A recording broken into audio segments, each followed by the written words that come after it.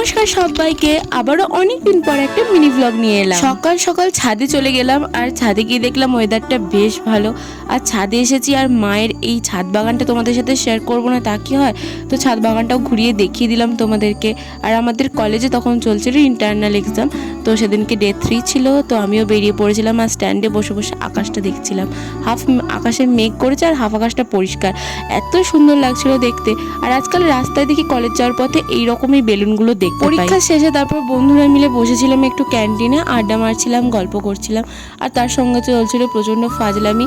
আর আমাদের কলেজ তো মোটামুটি শেষই হতে চললো, আর একটা মাত্র এক্সাম, তারপরেই আমাদের কলেজ লাইফ শেষ। তো ফেরার পথে টোটোয় করে আসার সময় আবারও আমি বেলুনগুলো দেখতে পেয়েছি, আর ক্যাপচার করতে একদমই ভুলিনি। বাড়ি ফেরার সময় ব্রিজ থেকে ভিউটা এত সুন্দর আসছিল, আমি আর ভিডিও না করে থাকতে পারলাম না। বাড়ি ফেরার পর দেখলাম একটা পার্সেল এসে গেছে।